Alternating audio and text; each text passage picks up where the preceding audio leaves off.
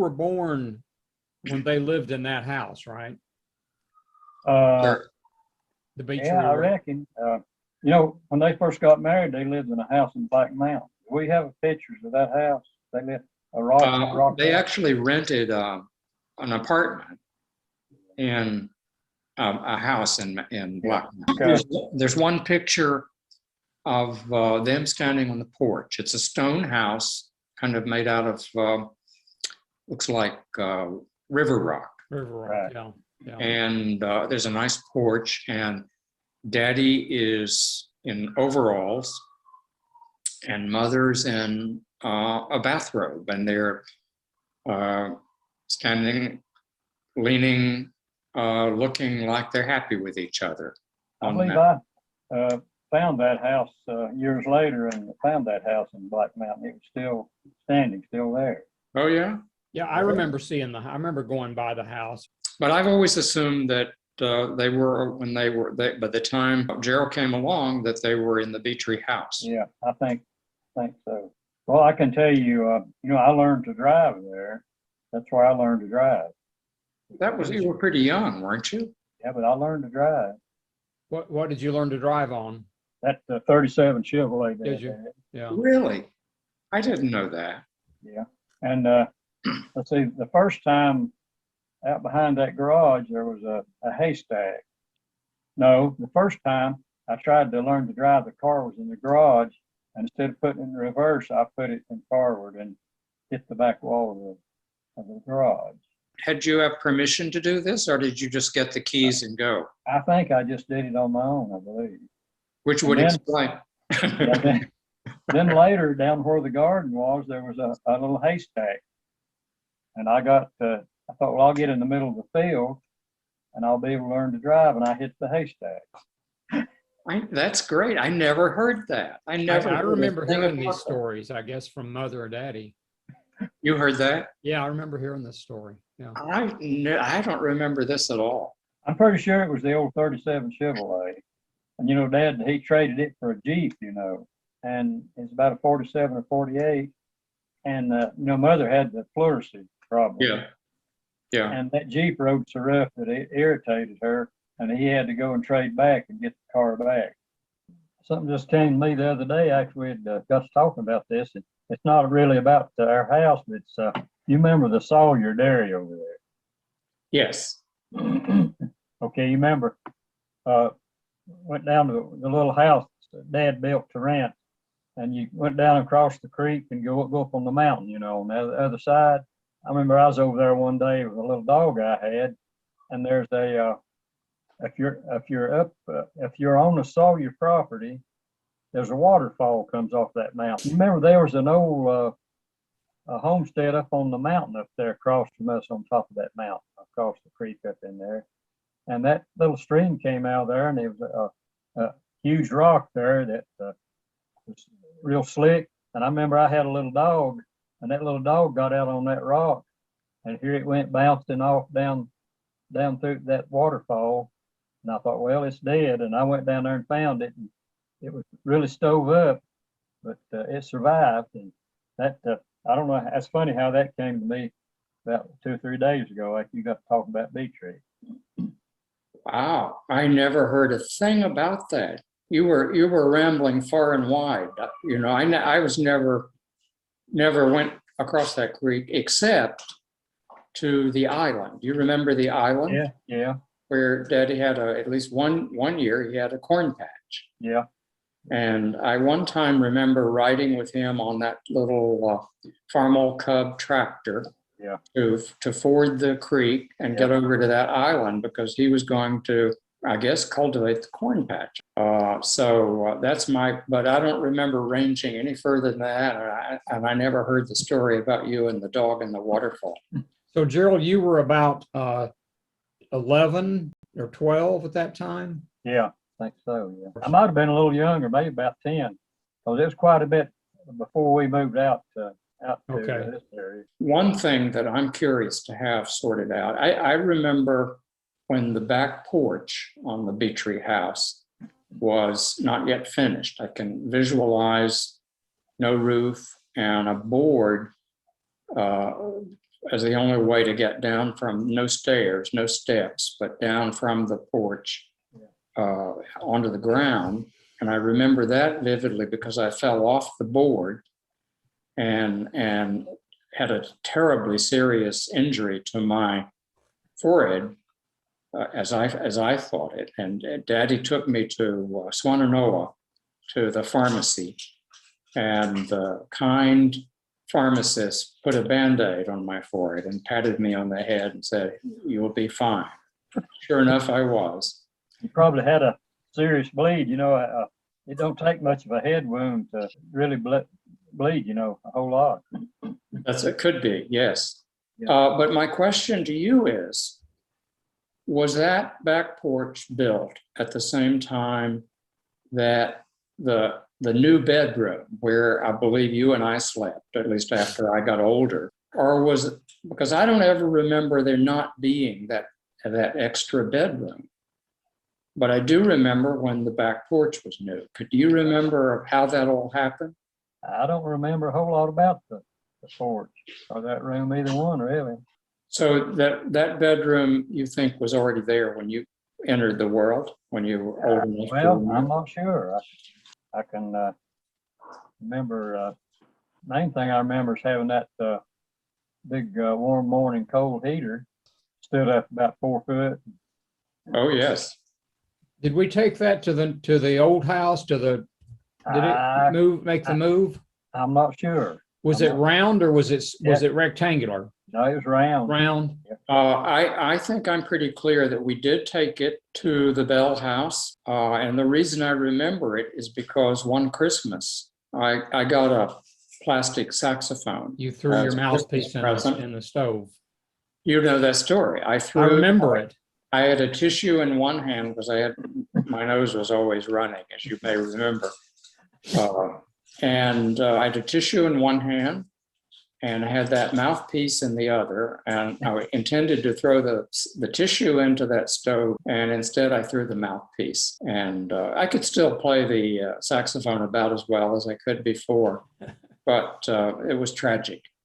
But that was the warm morning heater. And further, we took that heater with us to the new house because we did not have central heating, at least the first winter. And it sat in the living room and it was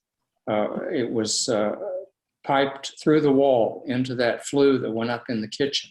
Oh, okay. Okay. And Yeah. the central heating system came, I don't know, maybe a year later. Yeah. But the first year we lived in the new house, that warm morning heater was what kept us warm. I actually remember that now. I've forgotten that. Yeah, that you know, across the creek over there was the sort of a resort area. You know, they called it Camp Singing Water. Do you remember that? Yes, I do, but only because Uncle Ed and Aunt Mary lived in a little cottage up there. Yeah. There's two or three of those little cottages in a big house down next to the creek. And up on that mountain, I never was up there, but up on that mountain behind where Uncle Ed and Mary lived in those cottages, there was sort of an old homestead up there, an old house, but I can't remember ever being over there about once or twice. I can't really remember who lived there. You know, the water line from Big Tree Dam going to Asheville, it went across the side of that mountain. And do you remember them moving it? They moved the water line down, run it down to the road, but built a new water line. And so the reservoir was up above. If you took the road on up, it went to the reservoir eventually. Yeah, up to the end of the Beach Tree Road. Yeah. The dam, Right. where Asheville got their water. And the original line went up, wound around, went up across the edge of that mountain. I remember they come down to the road, built a new line that followed the road instead of at the side of the mountain. Old water line went right in above, across the mountain, to the edge of the mountain that's behind there. And I remember I was up there one day watching the guy tear the old water line out, had a dozer, and he slid it off down the side of the mountain. It got away from him, slid down it didn't turn over, but it just slid sideways, you know, and went down the mountain. I have something I just remembered, and it's not really specifically about the Beach Tree Place, but I remember it was from in the area. It just popped into my mind. What and where was Orlicon? Okay, if you went, it was on what they call the Cage Oak Dairy. They run a dairy there before Arlecon bought all that land. Okay, And so that was actually, nearby. yeah, that to go to where Orlicon was, you went right back down the road, just a little back down, like going back towards Swannanoa, and there was a dirt road turned and went. Well, actually, the road went over to Camp Singing Water. You know, So if you were going back towards Swannanoa, the road would have turned to the right, would have been on your right? Okay. Yeah, went down across the creek, and you turned to the right to go up where Uncle Ed and Mary live, and then you continued on around to the left, and that went down by the Cage Oak Dairy, and it ended up down on Farm School Road down there, pretty close to the college, pretty close to Warren Wilson College. It came out down there. Do you have any recollection of Miss Epsy Gregg? Yeah, I remember her. Remember the name? I can't remember. I remember there was Greg lived up on that property up in there that bordered where Arlecon bought. You know, you went down there and went to the left. There was Kilby's lived up in there, and some of the Greggs lived up in there. Well, my memory is that she lived in an old house over there, I think pretty close, maybe walking distance, up in the old Gregg family home in a cove there. And I remember being there. I have a vivid memory once of sitting down with her and you, and she was tutoring us somehow in mathematics, in arithmetic. Doing the tutoring. She had green apples on the porch to count, you know, so she could move to a way and ask you how much is that and so forth. But I remember us sitting on the floor, and mother or daddy must have been there too. Yeah. And she was down on the floor with us. And she was, at least when I remember, she was nicely dressed, she was a school teacher, I think. Yeah. And so she had some blouse and skirt and those kind of, you know, half height shoes that ladies wore, you know, not flat, not high heel, but in between. And she was there down on her porch, moving green apples around to illustrate points of arithmetic. Yeah, that road that she lived on, there was 2 or 3 of the Gregg families lived up there. John Gregg, he was one that was a little older than me, and I remember his dad drove a Greyhound bus. That was his job. He drove that Greyhound bus all of it for quite a few years. And then John, I worked for him after I started driving the truck. He owned a truck line, a tank truck line, and I worked for him a while. Where was he based? Where did you go to get, was that in? He was in West Asheville. Well, I thought so. I was trying to remember. I think I went over there with you one time. Yeah, all the chemicals, tank, all chemical. Yeah. So Go ahead. Speaking of bus driving, some of the pictures I came up with, I found a way to process some of these negatives I have that Mother saved for us. Yeah. And in several of them, you were wearing either a policeman's cap or a bus driver's cap. It's one of those, you know, with a bill. And was that a bus driver's cap or a policeman's cap? Do you remember that? It was a cap that at that time truck drivers wore them, and you could buy one at the Army store. Okay. That's when that was my big deal in life. I wanted to be a truck driver, and I remember I bought me one of those caps. Well, you apparently wore it a lot because you're in several photographs. You're wearing it. So yeah, policemen wore them, and at that time truck drivers wore them. Yeah, I remember when I was working for John. He sent me up there to Orlicon one time to load a bunch of chemicals, and guess what we did with that load of chemicals? We took it down to Sales. You remember where Sales Bleacher was down on the river? They had a big tank there, and we pumped it into that tank. And the deal was they let it trickle out into the river and get a little at a time. Get rid of it. Nice. Yeah. God knows what it was. Oh yeah, but it came from some of their process and Yeah. some of the stuff they was making up on Orlicon. Wow. They had to get rid of it so much. They let it float down the French Broad River, let it trickle out, you know, just a little at a time, so they wouldn't get caught. So what was Orlicon? What did they do? Well, they made something to do with arms for the military. Okay. I don't know what all, but they, they built bunkers in there and had some pretty potent stuff stored in there. I've always heard. Nobody knew really what it was. I think that's one reason Daddy decided to move out of there. Talk about it. I remember hearing about Orlicon, and I thought it was like a defense munitions or something, Yeah. but I hadn't thought of that years. Gerald, do you remember the T model Ford truck? Yeah, I do. Had a convertible top. And I think When Daddy bought it, it's almost like a new one, wasn't it? It was perfect shape. Now, was this a Beechtree? Yeah. Yeah. I'm pretty sure I remember riding around in that truck. Could that be right? Did he actually had it running? Well, I think he did. I can't remember it ever running, but I know he drove it in there and parked it. I have a memory of riding in it with him, and it was fascinating because he shifted the gearbox with his feet. There was no. Yeah. You remember that? Does that sound right? Yeah. They There just was had no- like two speeds, didn't they? I think so. Yeah. Yeah. And it had a pedal for the gear shift to shift the gears. I remember 3 pedals on the floor. I guess a clutch, a brake, and then that. And I remember riding in it, probably just around, not on the road, but just somewhere around on the property. Yeah, he had it running because he drove it up there when he bought it.